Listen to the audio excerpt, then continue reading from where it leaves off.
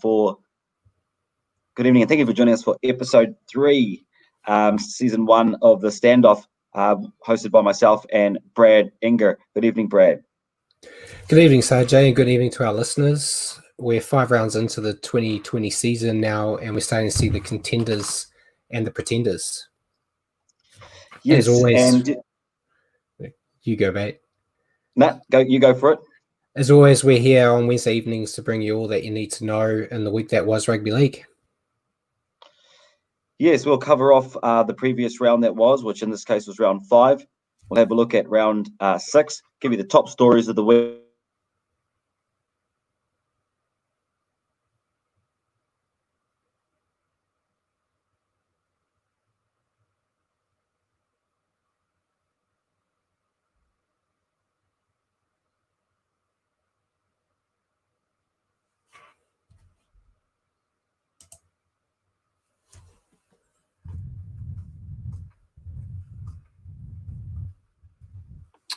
It looks like we are having technical issues with Sanjay there, Brad.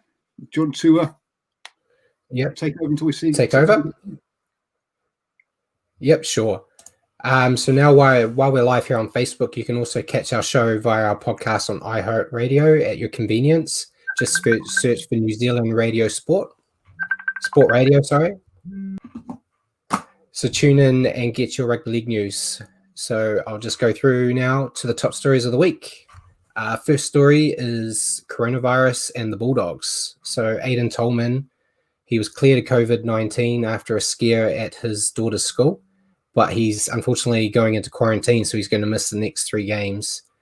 Obviously, Dean Pay, the Bulldogs coach, isn't very happy about that. Even though it's a negative test, he wants his player back. It also meant that the Bulldogs game was postponed until just last Monday, and the Bulldogs were unable to train on Sunday. It's unfortunate with all the teams wanting to get crowds back to have something like this happen so close to them actually being allowed to do that. But thankfully it was a negative test, and hopefully they can put that to rest. And then next up on our news, we had the Broncos. You're back. Yeah, sorry to our listeners. Bit of technical difficulties there, so my apologies. But Brad, no, continue, please. Okay, so the Broncos have signed Isaac Luke for the remainder of the year.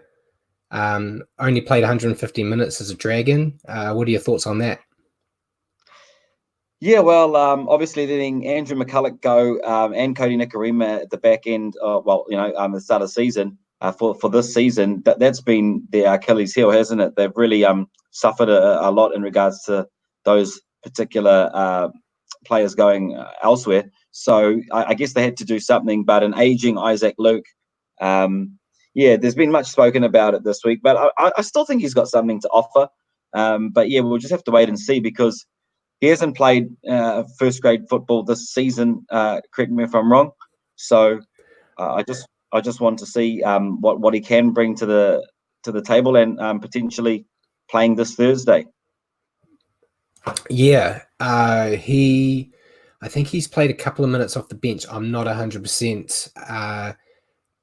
Didn't really understand why he went to the Dragons, because obviously the captain was their hooker, and now Ben Hunt is taking over a bit of that as well. Yeah, I think that... Sorry, just breaking up a bit there, Brad. My apologies.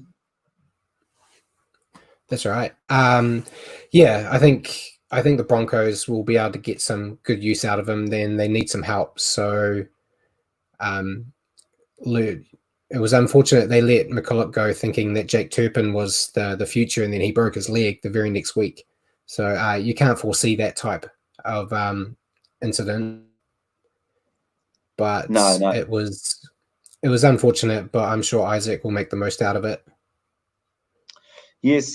No, interesting to see what happens if he is to get a run on Thursday. Brad, have we mentioned the coronavirus situation with the Bulldogs? Yeah, I did cover it briefly. Right. Not much of a discussion because it was one-sided, but what were your thoughts on that? No, just I guess like there's as soon as something coronavirus related comes back into the media, people tend to throw it out of proportion. I don't think it's a big deal. I mean, there has been questions asked, I guess, as to why he's going to be unable to play. Even though he had a negative test. The game was postponed until Monday. They were unable to train on Sunday, so there's a bit of disruption there. But as we'll cover a little bit later on, I don't think it'll have anything to do with the result.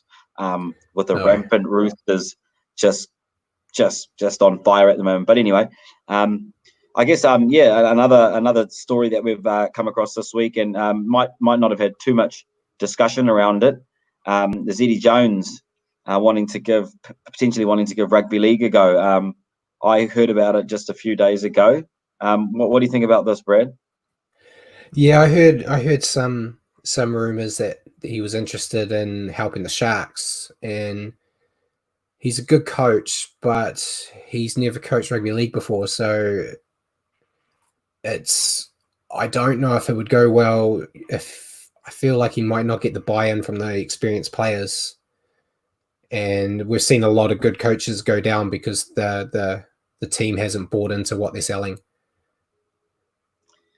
Yeah, I think with Eddie Jones, however, he's got a bit of a reputation, hasn't he, in rugby circles? Like he's done quite a bit. He's taken a couple of teams to the World Cup final now. He's I don't think he's ever won one, but he's certainly given the All Blacks a run when he was Wallabies coach. Obviously, I think 2003 was he the Wallabies coach? We're getting off the topic here, but he certainly does bring a little bit to the table. But yeah, I guess the league player buy-in will be something that will be interesting to sort of see.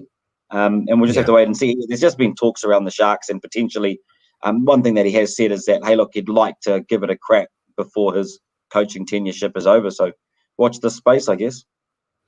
Yeah, and also we had news that the Manly forward Joel Thompson's been granted a release to join St. Helens next year. He was signed on to play through next year, but they've let him go. 51 games from Manly so far. He's been playing all right this year too. What are your thoughts on that?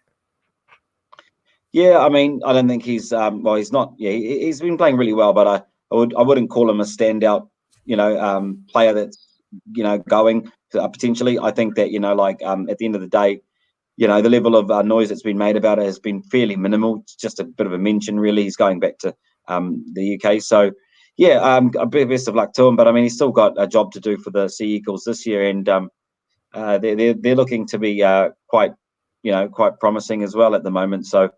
Yeah, it'll be interesting to see what happens with that particular position next year, though.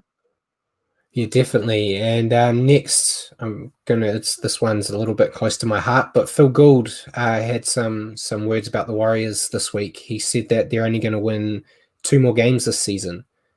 After a good win against the Cowboys, what are your thoughts on that? Yeah, look.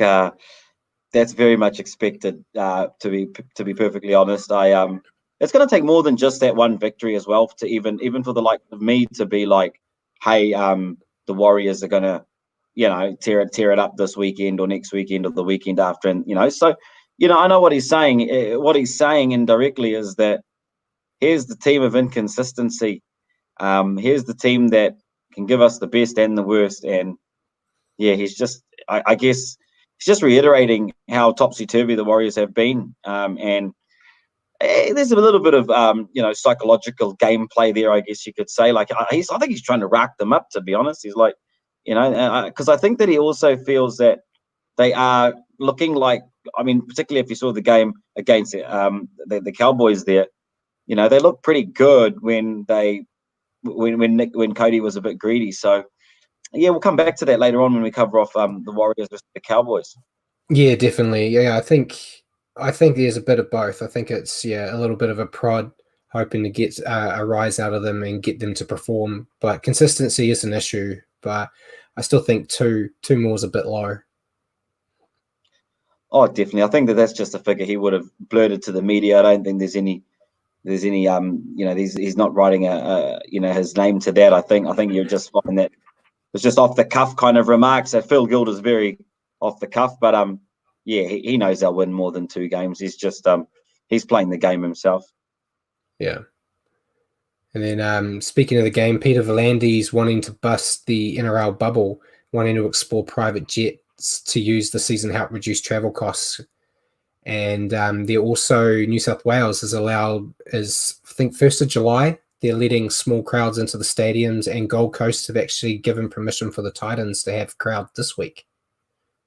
Yeah, well, that's good. I mean, like, obviously with the coronavirus, there's been stricter protocols over there in Australia in regards to it. And I was actually listening to some stuff today about it. And that's one of the reasons why they are still, I guess, a little bit behind where we are. Obviously, much larger population, much higher risk, I guess, in terms of a larger portion of their population getting it. So, yeah, no, it'll be good to see the crowds come back. And I mean, it is going to be interesting when the crowds do come back, because when we are back to normal, so to speak, and to see, teams traveling, I don't know, someone like the Broncos to Penrith, or even the Warriors to North Queensland, on a balmy evening up there in North Queensland in Townsville with a big crowd, that's going to be a lot different. I think, again, it's going to bring another dynamic.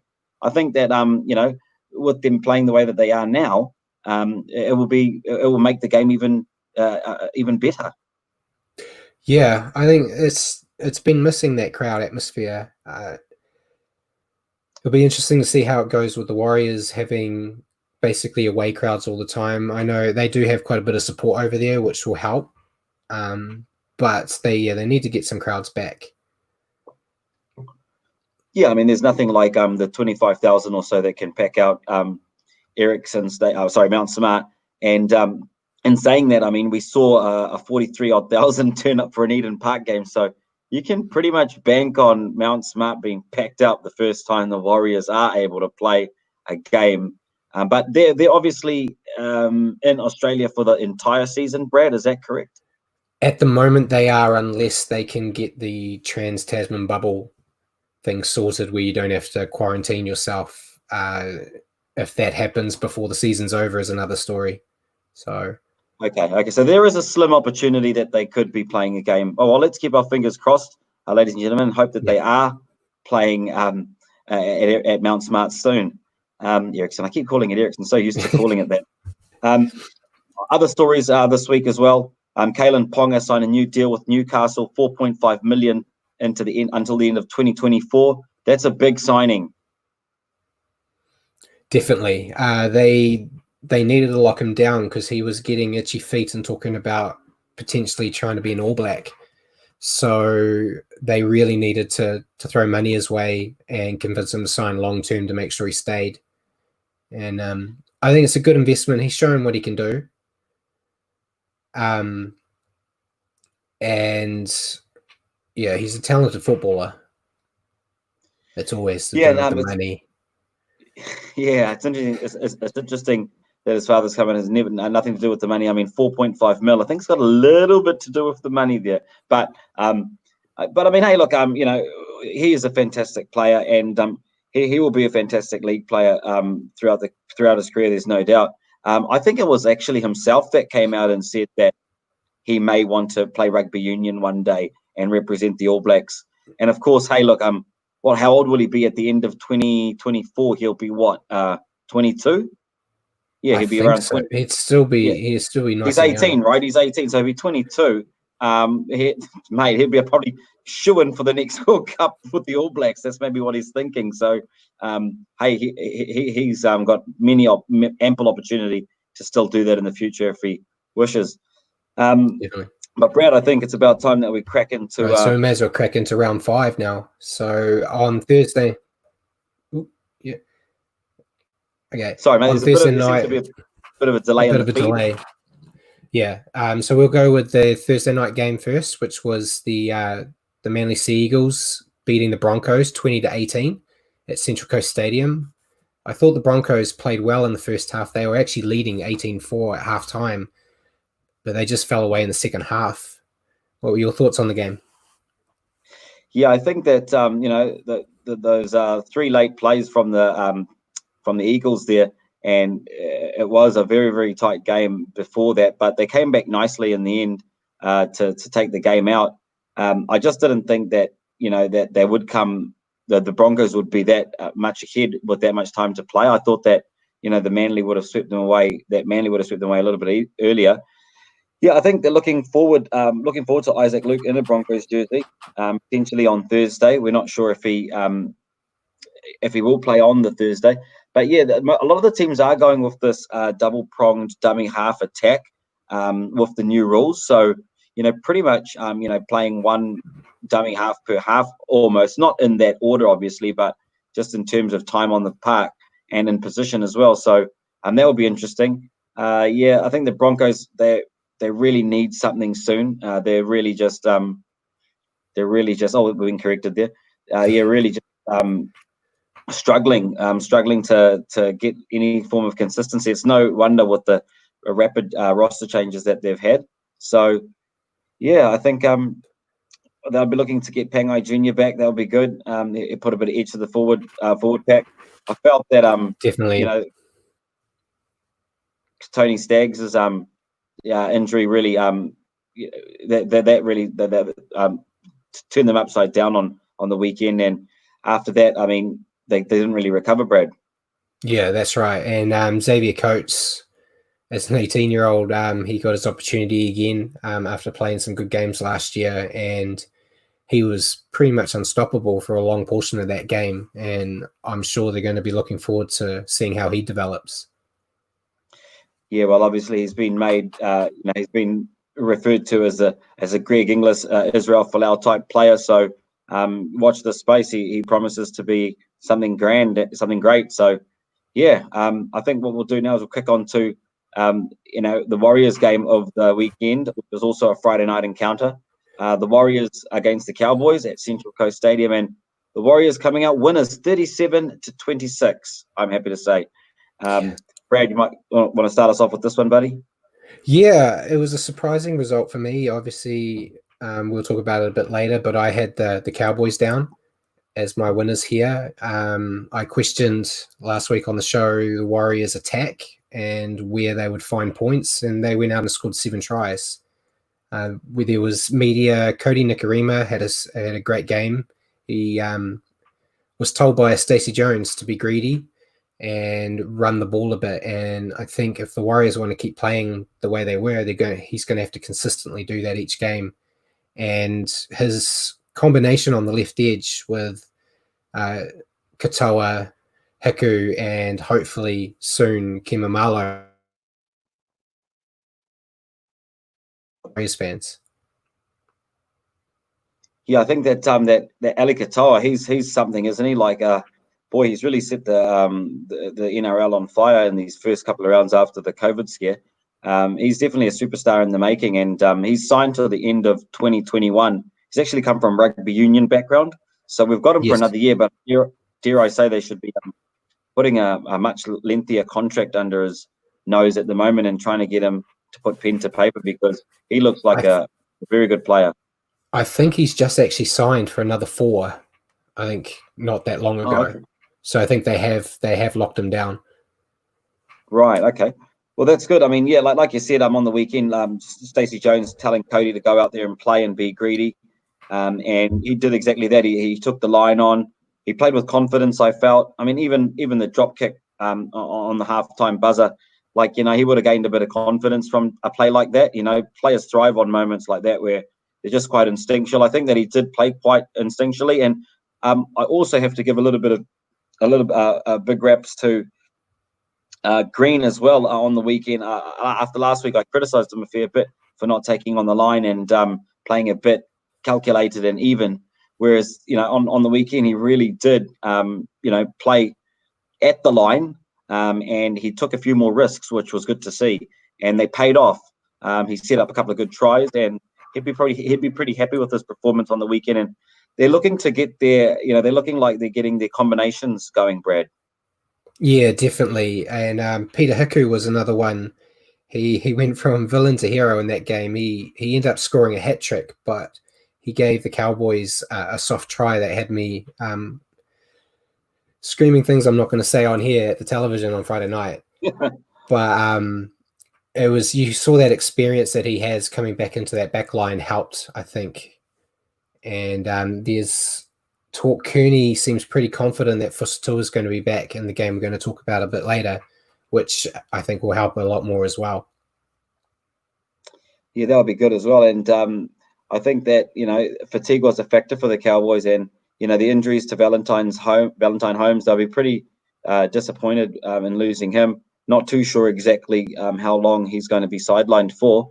And Taumalolo, he didn't have the greatest of games, and it just goes to show that, like, if you can sort of shut him down, it sort of centers around him and that forward dominance, doesn't it? So if you can sort of break him down and not allow him to be such a dominant force, you really can take advantage of the forward pack.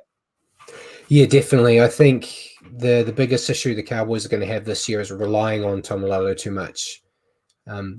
They can't expect him to do everything. He's the best player they have, but they just need some of the other players to step up. Otherwise, it's going to be a long year for them.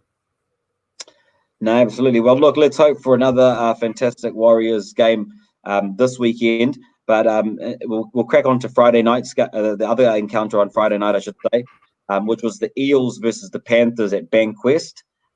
Eels were favourites to win this one, and they did take it out 16 points to 10, courtesy of 3 late tries. They weren't really in the running up until that point, I guess you could say. Panthers, leading 4-0, I think it was, at halftime? I think so. I can't honestly remember the score at halftime. But yeah, the Panthers gave the Eels a bit of a scare. Also, it doesn't make our performance against them look that bad when they're going up against one of the top teams and almost getting the win. Still shows there's a bit of a gap between top and bottom. Mitchell Moses continues to play one of his best seasons of football, and I know Brad Fittler's interested in talking to him about being in the New South Wales team at the halves, which be good. The Panthers, I thought they played quite well, and there was just, I think, a bit of a lack of finesse that they just didn't. You got to play 80 minutes against a top side, and they just didn't. I think they might have thought they actually had already got the game in the bag, and then they had a few injuries, and then the Eels just took advantage.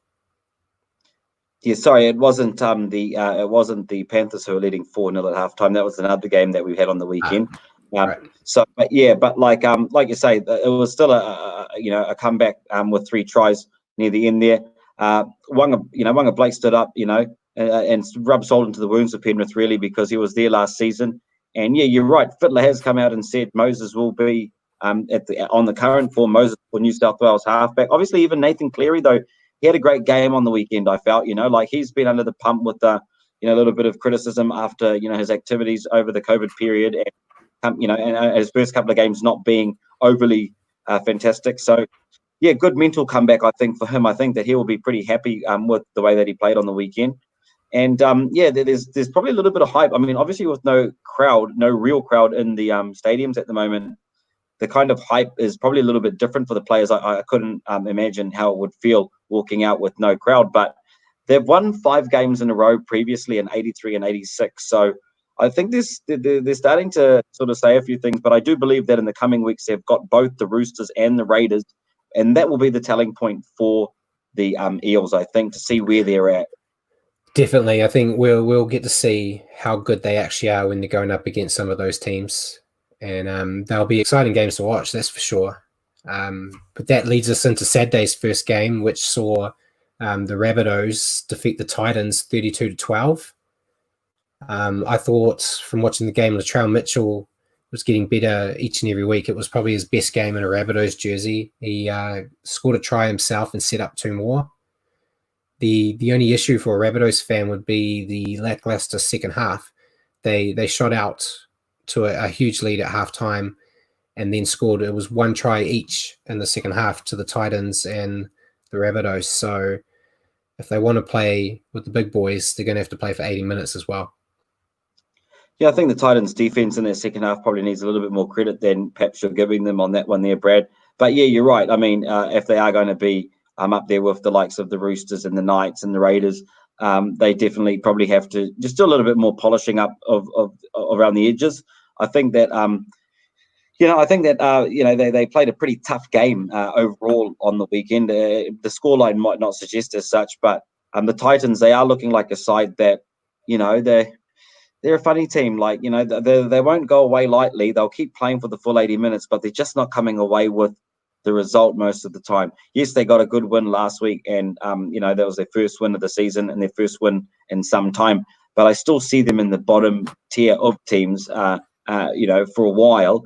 But they'll give some teams throughout the season a good run. I think that Bennett has come out and said that in terms of Latrell, you know, he was a really good centre at the Roosters, but he's going to be an even better fullback here at the here at the Rabbitohs. So, yeah, what are your thoughts about that, Brad? Yeah, I think it's hard to argue with Wayne Bennett. He's got a lot more experience in the game of league than I do, and I think the idea, even at the Roosters, was Latrell was always going to be a fullback eventually, but he was playing with some guy called Tedesco who might know a thing or two about playing fullback. So he was just put in a position where he could help the team, and now he's got the open slate at the Rabbitohs to show what he can do. So I'm looking forward to see how he goes as he gets older and more experienced, and they build that team around what he can do. Yeah, he's obviously you know, Greg Inglis type player, fullback, centre. You know, these rangy kind of physical dominant players that seem to be coming through.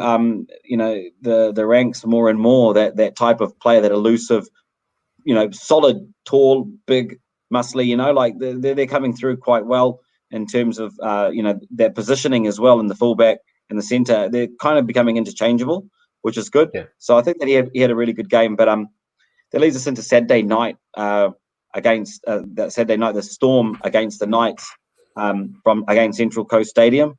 And we had the Storm winning 26-12, but not before a very good fight from the Knights and a pretty good game of rugby league, Brad.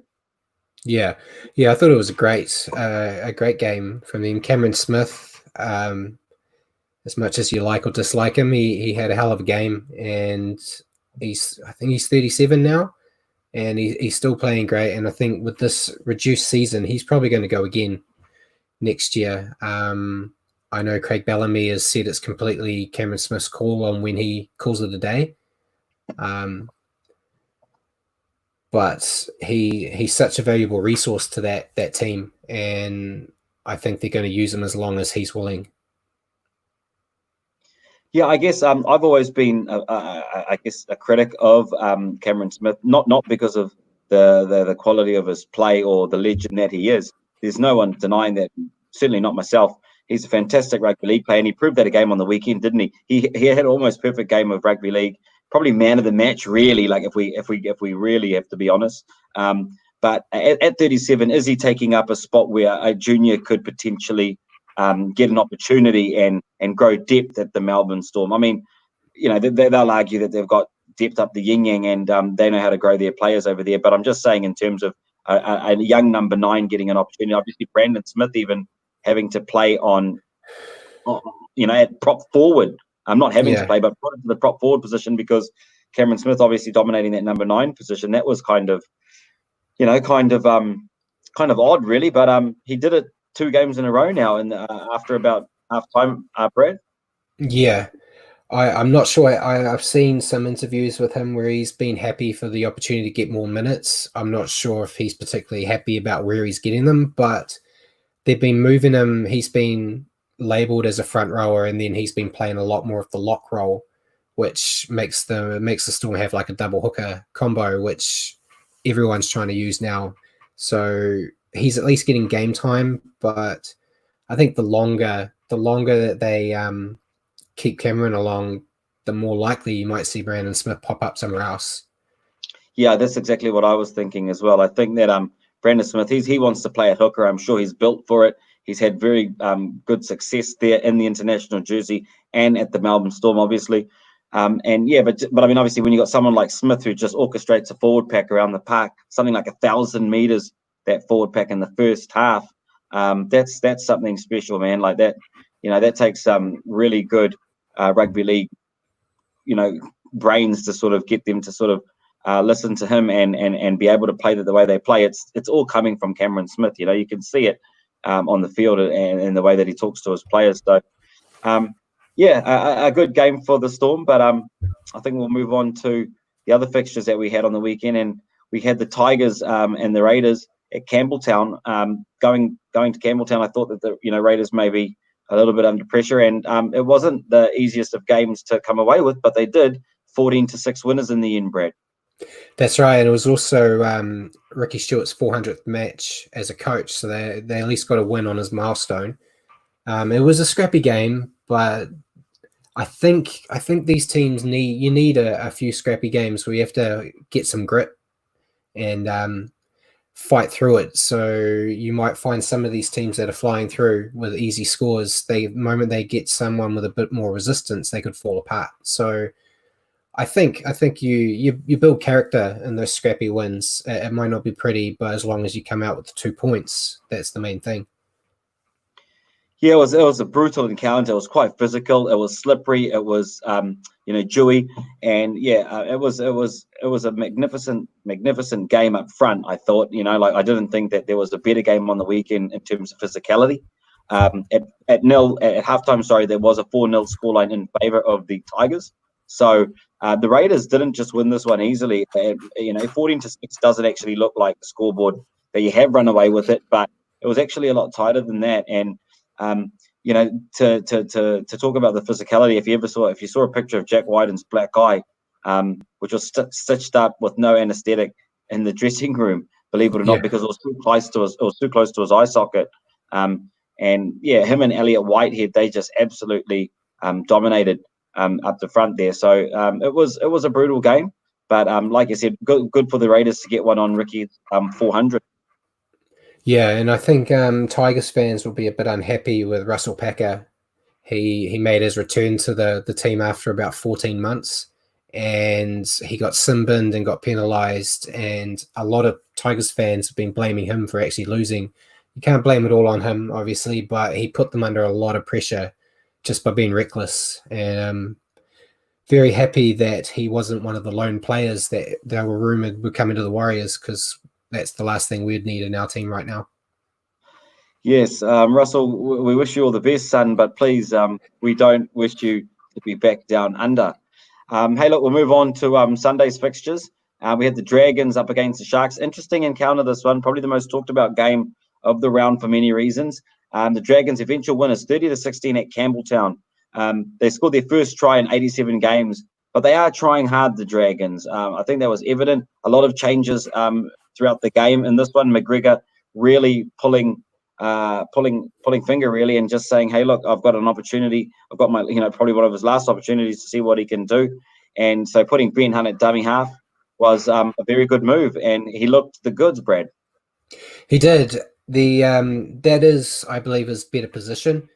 But he's on a lot of money to basically be utility on the bench. And that's something that I think a lot of Dragons fans will be talking about if they keep going the way they're going. I'm hoping that this is a sign of them actually showing some improvement. They do have some quality players in there. It's just something's not working where they're not meshing. But it's just as bad at the Sharks at the moment, which has probably got even worse due to the fact that they lost to the Dragons. The Dragons were kind of the bottom rung right now, so losing to them's the end of the world for a lot of fans right now. And Morris, he's getting a lot of tough questions now after that result. He was quite surprised when people asked him if he thought his job was on the line. I think in the NRL, most coaches' jobs are always on the line if you're not performing. It's a cutthroat business in that aspect. You can be your city's favourite son one day and then kicked out by fans on torches the next. And I thought Sean Johnson played quite well in the last 15, but it's that a bit what Cooper Cronk said last week, that he's all rocks and diamonds and you need more consistency out of him if the Sharks are going to be successful.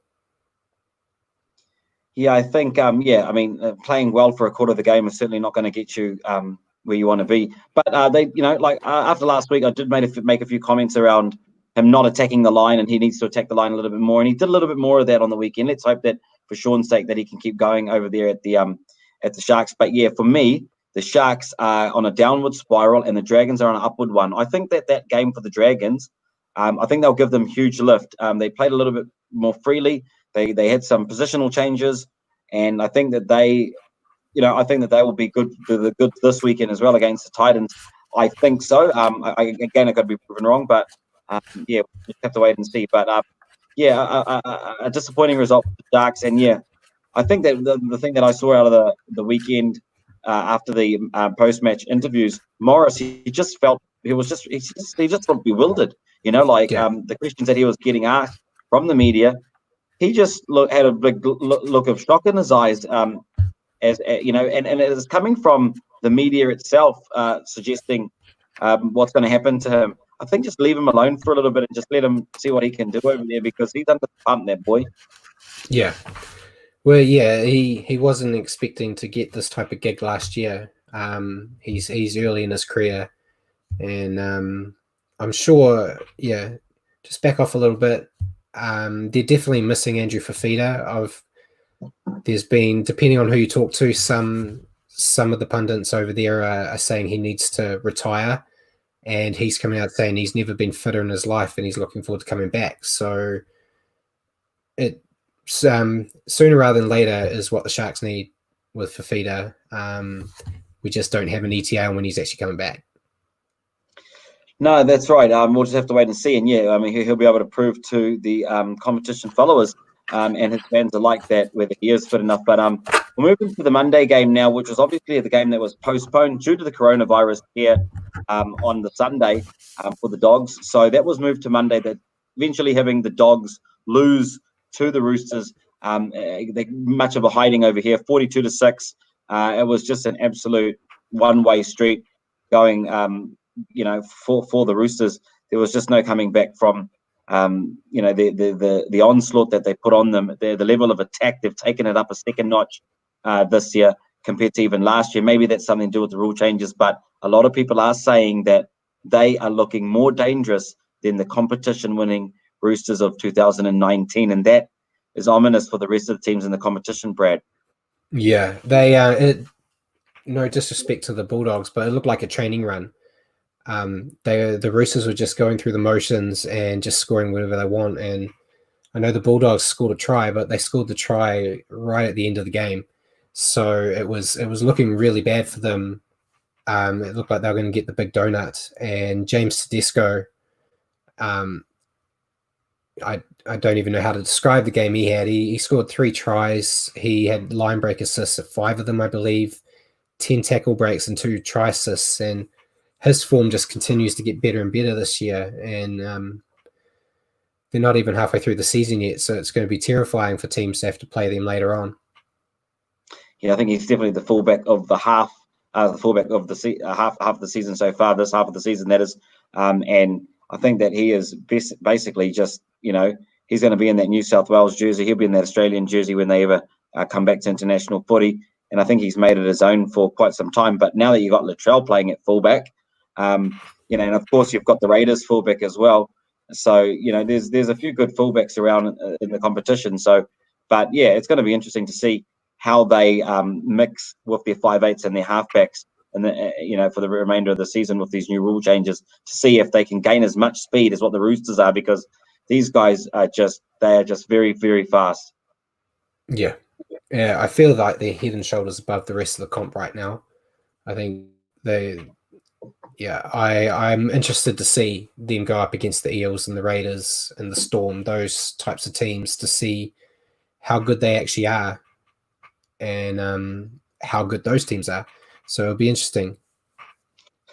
Well, Brad, that was round 5, and if we have a look at the picks that we made for the round, basically we got you coming away 6 to 8, 6 out of 8 games, and I managed to get 5 out of 8, which leaves our running total at 8 games out of 16 for me, and Brad just ahead at 9 games out of 16 picked correctly.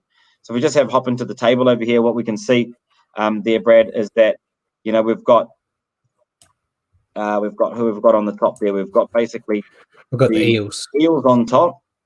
Sorry, I'm just having a few technical difficulties here. We've got the Eels on top, and in second spot we have got the Raiders. So it is basically going to be very interesting to see what the Eels do against the Raiders and the Roosters in the coming weeks.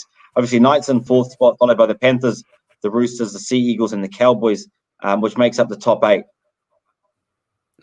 Yeah, and then you've also got from 8 to 12, they're all on the same amount of points. So with a few of those play, I think the end of this round, you'll see a bit more of a solid top 8 with a few more. I think because the Warriors playing the Rabbitohs, so one of them is going to go up, one of them will go down, and it's going to be tight. Definitely. I mean, you've always got that sort of group around 8, 9, 10, 11, 12, always hovering around the same amount of points. And dare I say, it's always the Warriors in around that 11, 12, 13th, 8th, 11, 12, 13th, 12th, 11th, 12th, 11th, 12th. They're always around there and trying to get into 8th position by the finals footy time. Let's just hope that the Warriors can have a few good games in the next coming weeks and hover around that 6 to 8 mark. We'd be happy with that. I mean, I'd be happy with that, Brad. What do you say? Yeah, 8 and up is always, I know it's not the goal that teams say they want to go for, but as a fan, it's the goal I go for, as long as you're in the top 8 and you have a shot. So, yeah, I mean, I remember the Warriors. I think Warriors of 2011. Correct me if I'm wrong, Brad. I think that was the year that they did make the grand final. They beat Melbourne in Melbourne when it was 1 versus 8. There was a different form. It was a different format back then. It wasn't. I think now it's 1 versus 4 and 5 versus 8. But that's right. Yeah, it was interesting. But I think very interesting to see what happens this weekend. The table is changing every week. Obviously, with with us having only had 5 rounds into the competition, and our 6th round this weekend. So it will be interesting to see what happens this weekend, Brad. Yeah, it will be. But before we get on to those games, do we have any viewer questions, Paul? Yep, a couple of questions for you from the chat. Simon asks, what do you guys think of the rumours of Jackson Hastings potentially joining the Warriors or Bulldogs? Yeah, I heard those rumours. Jackson has come out and said that the media seem to know more about him than he does, but they're very cagey with their dealings, so it's hard to take it at face value. But he's a good player. I thought he was really good in the NRL when he was here earlier, and I don't know if it was a clash with the coach or something, and he went up to the UK and has dominated up there. So he'll definitely be welcome in the Warriors, I'm sure. They've got Blake Green, who's coming to the end of the career. He could slot straight in there. What that does with Chanel Harris-Tavita, I'm not sure. It'll be interesting to see, but yeah, I'd take him. Yeah, it'll be interesting. I mean, I haven't heard about that before tonight, but he's, like you said, Brett, he's been playing some good footy, so we just have to watch this space, really. Yeah, cool.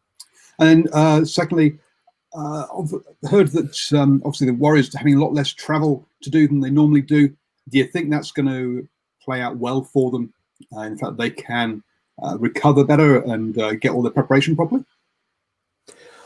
I think so. I think it's always been, I don't want to say excuse, but it's always been something that people use to defend the ups and downs the Warriors have, that there's so much travel involved. So now that they basically have to travel more than they do, I believe the Raiders have now got more travel distance than the Warriors. So they don't really have that excuse anymore. And I think it should help. And I think this whole being stuck together should help them as well. It will help. It's kind of like going on a national tour overseas where you'll build and get a lot closer. And I might just be trying to be super positive about the Warriors right now, but I think that will help tremendously. It's a feeling of a camp, isn't it? I mean, like we always talk about the players going to camp, but it's almost like they're at camp, the Warriors, and that's probably something that they're enjoying.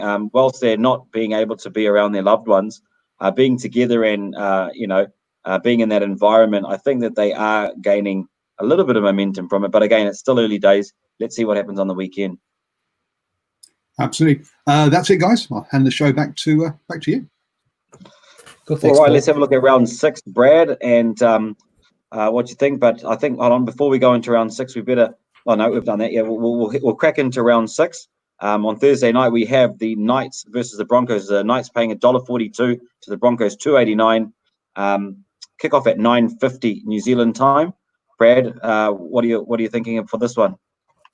We talked about the Broncos are a bit at sorts right now, so the Knights I think will be hurting a bit from their loss last round. I think they're going to come out firing, and I'm picking the Knights here. I think they're just going to be too strong for the Broncos, who are still waiting for some of their key players to come back.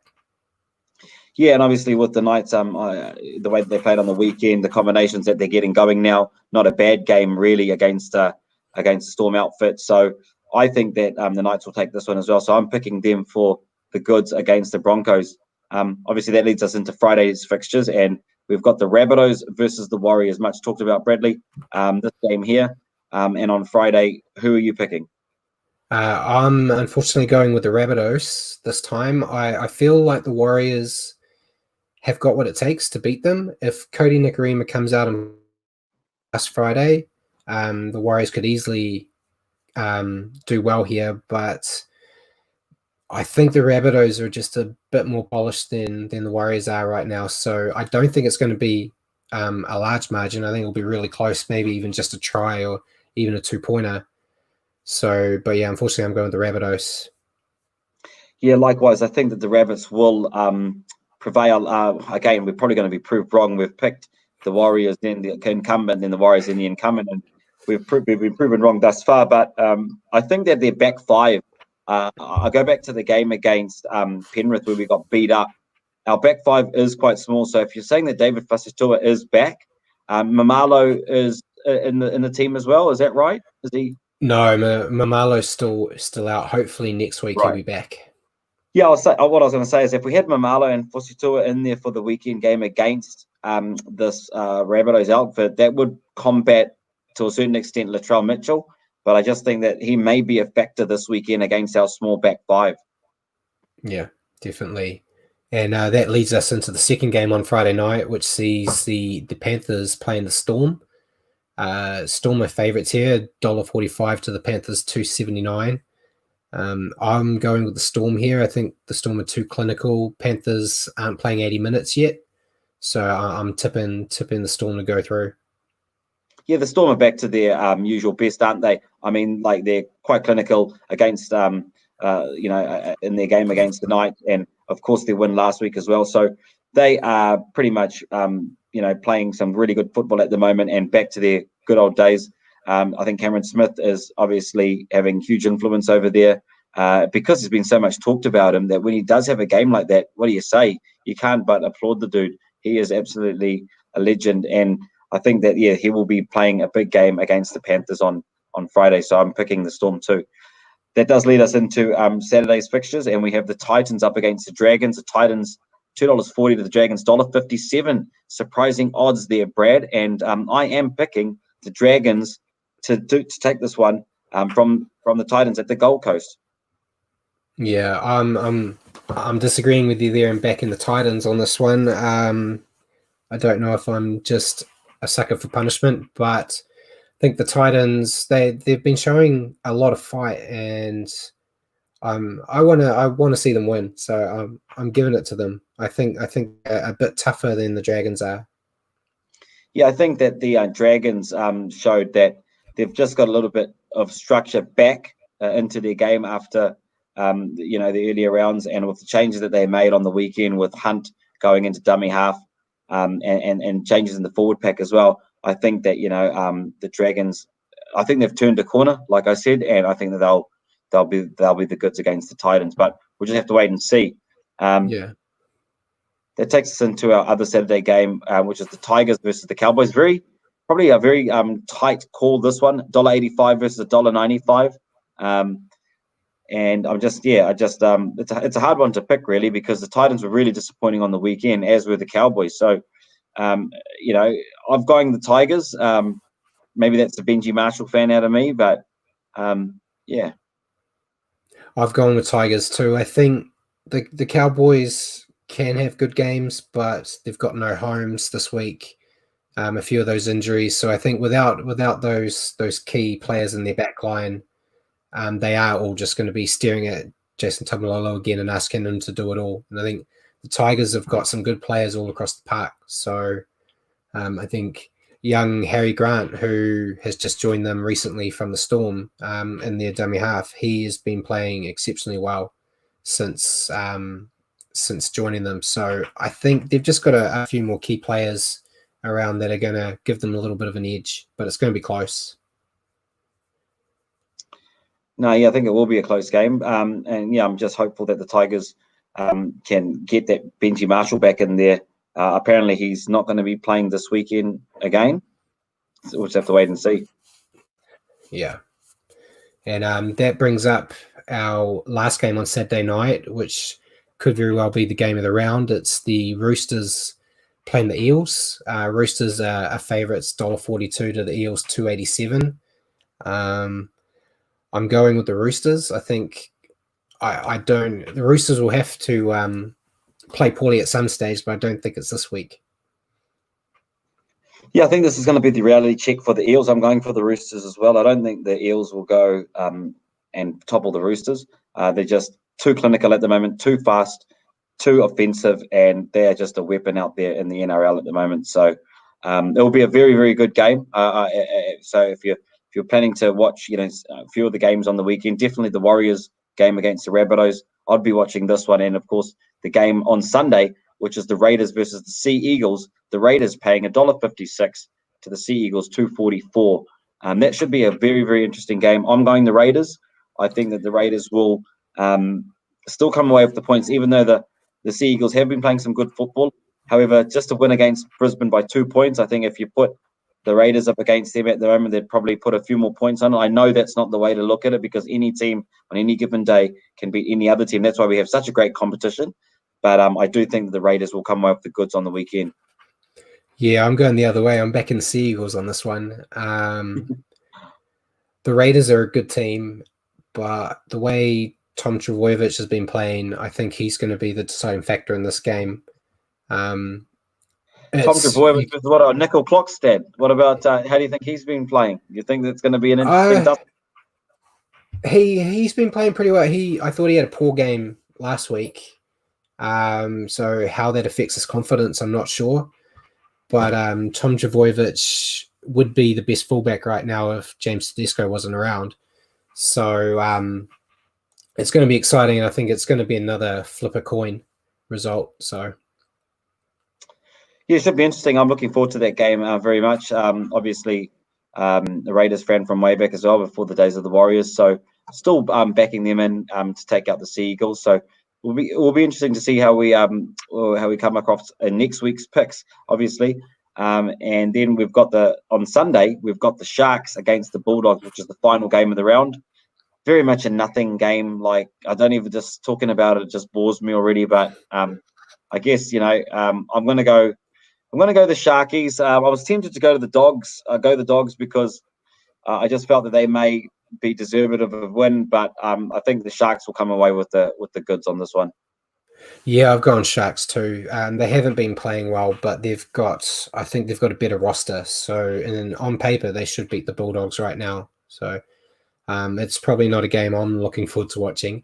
But yeah, I think the Sharks have got this one. Cool. So for round 6, basically what we've got is the only difference in Brad's and Sanjay's picks for the weekend is that we have Brad picking the Titans over the Dragons, and I'm picking the Raiders over the Sea Eagles. Other than that, we have got the same picks. So it'll be interesting to see where we come out next week. I need to gain a few points on Brad, who's currently ahead at nine games out of 16. So look, we'll quickly move into our segment on the international front, which obviously includes Super League over there in the UK. Brad, Moses Masui walks unassisted after career-ending injury. Yeah, so in the preseason, in one of the trial games, he had a neck injury and couldn't walk, and quite horrible. Obviously, we've seen that happen in the NRL as well, with the Knights players. But he's got some movement now, and he's walking unassisted, which is really good to see. So shame for him that he can never play again, but he can walk, which I'm sure means a lot more to him than playing a game of league. Yeah, in the Super League, when they are planning to come back, they're going to adopt the 6-again rule currently being used in the NRL, but they're also planning on removing scrums, I hear. Yeah, so they've been quite interested in the 6-again rule that the NRL's used and how exciting it's made the game. So they're quite interested in bringing it in, but yeah, they want to reduce player-to-player contact in a contact sport by removing scrums.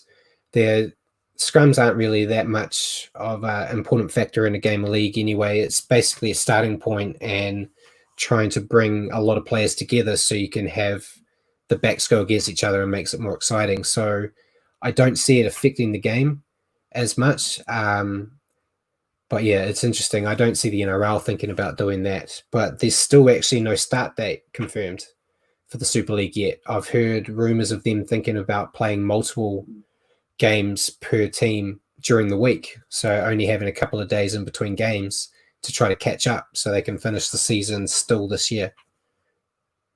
Well, there'll be a huge pressure on the players if they were to do that. But yeah, like you said, no confirmed start date. Look, going back to the scrums, look, I think it's a ridiculous idea, really. Scrums are, whilst they're not a attacking part or a set piece kind of, part of the game in rugby league like they are in rugby union, like you say, that still brings all the forwards together so the backs can do their thing and opens up the game a little bit. I think if we're starting to take scrums out of it, we're also taking away that 1 out of 100 chance that you can win a head against the feed. And, in a grand final, if it's 80-0 and you're on the opposition goal line, you're going to push for the loose head, aren't you? And you still want that opportunity. So I don't know if that's a good move. I personally am a bit of a traditionalist when it comes to some of the rules, and this is definitely one of them. I wouldn't want to see the scrums to go from the game. In terms of the women's game, we don't have any further update as of yet, unfortunately. We will keep you posted in terms of the start date on the women's game. So look, that brings our show to an end this evening. Ladies and gentlemen, thank you for joining us here on New Zealand Sport Radio, watching Brad and Sanjay on the Stand-Off. And for your weekly update on rugby league, tune into our podcast on iHeartRadio or Facebook. Just search for New Zealand Sport Radio. Good evening, ladies and gentlemen. Good night.